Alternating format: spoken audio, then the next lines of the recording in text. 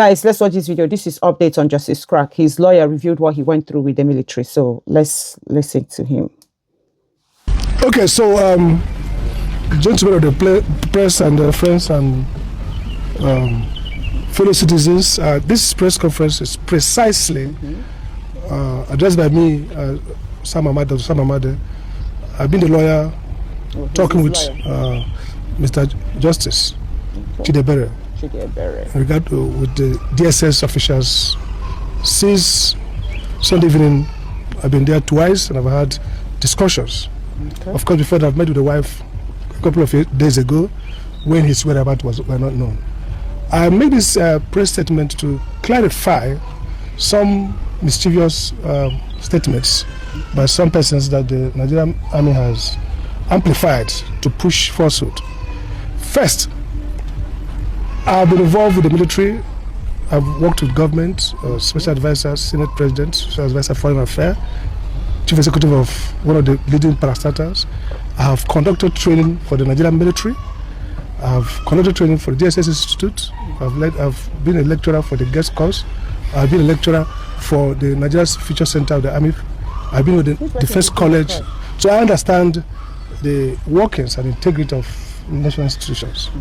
As far back as 13 years ago, 50 years ago, myself, Professor Jega, and a couple of other Nigerians were commissioned by the Chief of Defense Staff, Air Commodore Francis Dike, to tour the whole Nigerian military establishment to teach on civil-military relationship. In fact, this book was published, edited by Professor Hosa and Air Vice Marshal Paul Dike.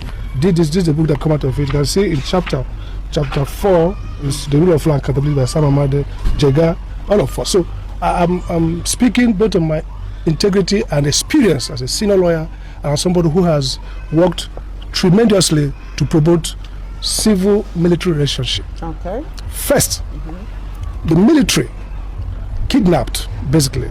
Yeah. Justice. For how many days? He was normal routine, went to eat. After eating, they jammed his phone. The DSS accosted him and said, "Want to talk?" He said, "Okay, let's talk. I'm a citizen. I have nothing to hide." And suddenly they all emerged with guns cocked and menacing. Wow. Hooded him, covered him in the hood, and dumped him and took him. And for days, handcuffed, brought in the sun, hooded completely, with eyes, nose, everywhere blocked. And in the night, they would take him to a cold room. What the hell? Until you guys, patriotic Nigerians, bloggers and communicators, raised this issue, and the military had to take him to the DSS. I've spoken to DSS officials, very wonderful guys, professional. Because of the state he was, the way he has been badly treated, brutalized, and sick, the first thing the DSS did was to take him to a clinic for checkup. And up to yesterday evening when I was there, the DSS have been checking on him, monitoring his BP, and providing him very good treatment. Because they see people talk. So, first, factual, this was an abduction. Yeah, definitely. A Gestapo-like abduction. Yeah, they abducted him. This is not a case of a citizen who was asked to explain whatever he communicated. That's number one. Number two, he was kept for days, covered, hooded, chained behind, and kept in the dead sun, purposely to torture, humiliate. Wow. And today, he has, all the time I was with him, you can see that cough coming from cold up to now. And the last time I spoke with the director of operations, and they promised to, look at that medically and provide me the support in it. So they have been fantastic. The DSS have been very good in managing this case. Now, the charge was yesterday, and the charge said nothing. There's nothing about this around terrorism or around, disrupting or inciting the military. It's simply cyber stalking. Now, cyber stalking relates to offenses of persons who continuously harass others through the cyber activities. There's nothing harassment. It's a post he got from a military source, which is not different from what generals retired have been saying about the concept of the military. So this is important. This statement from Mr. Justice is similar to statements we've received in the past from many retired generals who talk about the welfare of workers. And this is very important to make, that it's the military that is undermining national security in this circumstance. What happens everywhere is that all of you here today are the victims of terrorism. And all of us have incentive to ensure that the military decisively defeats the terrorists. And what Mr. Justice did, and I was there with him when the DSS debriefed him. I read the statement. He agreed that the statement was his own voluntarily. Nowhere in that statement did he ever say, and nobody has suggested to him that he ever had correspondence with any soldier or anybody after his post. He was very clear, very patriotic. He said that he does his videos to explain political situations so that citizens can be engaged in the activities of their country. I want to put on record that I've spoken with these guys, Mr. P, Ghana, all of them. These are Nigerians who want to bring back civic commitment to the Nigerian state. These are not persons who want Nigeria to be undermined. And I want to challenge the generals. They're the people who have benefited from this country. They've got the privileges, and maybe they don't care about our soldiers who are suffering. Because if they do, they would call these guys into conference and say, help us, thank you for helping us. Because the idea is feedback. I've been a chief executive of an institution. I've worked with the foreign affairs, and I've dealt with security of this country. What we need is that citizens give honest feedback to those in power to improve. What Justice was to provide feedback like a responsible citizen. So I want to put it on record here. That's a malicious miscommunication suggesting there was any intent to undermine national security, or suggested that the video was presented with a view to creating unrest. The video was a plea by citizens on the line, our soldiers, our gallant soldiers on the line, saying help us so that our leaders can see the conditions. All over the world, during the Gulf War, during the war against the U.S. terrorism, what happened in Abu Ghraib, it was American media that reported the failure of the American military in managing those combatants. Nobody persecuted them. Today, CNN, all the media houses are reporting on some of those shortfalls of the war with a view to enabling the War Department improve their effort. So why I'm making this case, I'm in touch with the DSS, and I think it's in the interest of justice and interest of the military that this case should not have brought to court. It's laughable.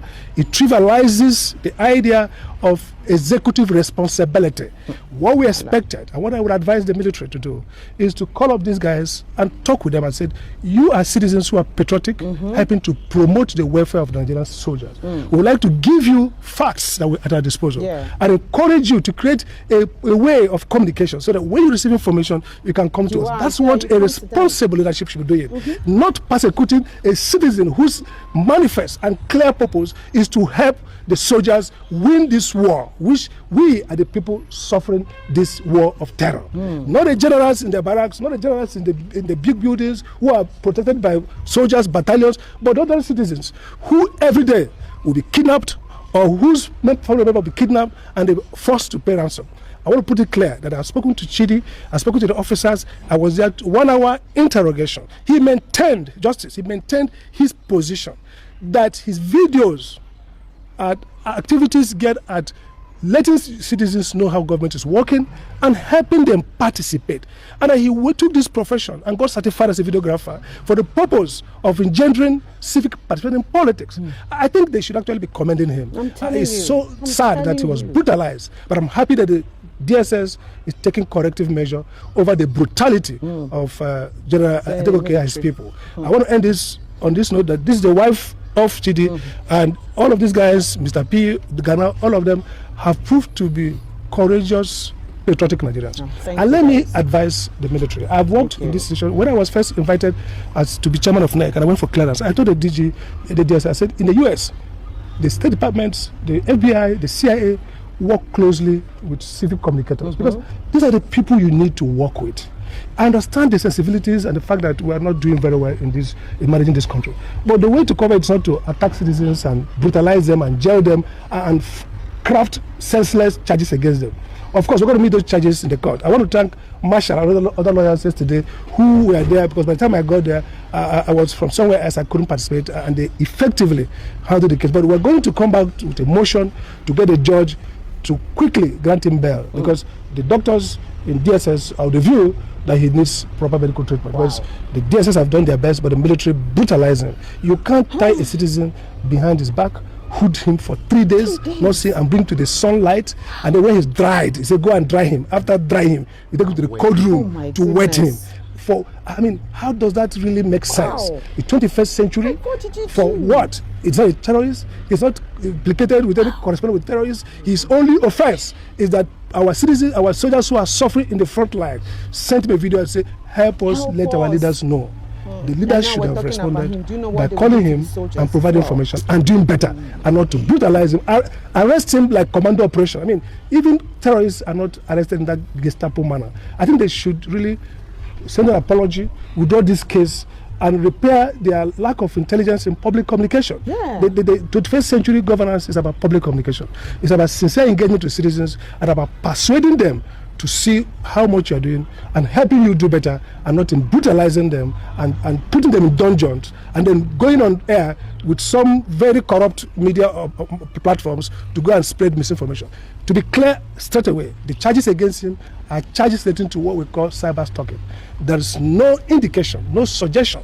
Throughout the 1 hour grilling by DSS, I was there in person, they never suggested that he tried to cause unrest among soldiers, or that he was in communication with any soldier for the purpose of deserting or purpose of doing anything contrary to Nigerian national security. As a matter of fact, justice keep repeating that his video is to help leaders do better, so that together we win the war on terror. And finally, before maybe Madam will say something, the military hierarchy, the leaders who are insulated from this suffering, should know that the net sufferers are the Nigerian citizens. And all these people here are committed to help the soldiers in the front line win this war against terror and win it decisively. Like I said, 40 years ago, I went over all the military barracks in this country with select Nigerian professionals and professors, including Jega, including Osaro, professors and vice chancellors, to talk about how to create trust between the military and the civilian. And that's this book I'm holding 13 years ago. So if we're not patriots, we'll not be doing that.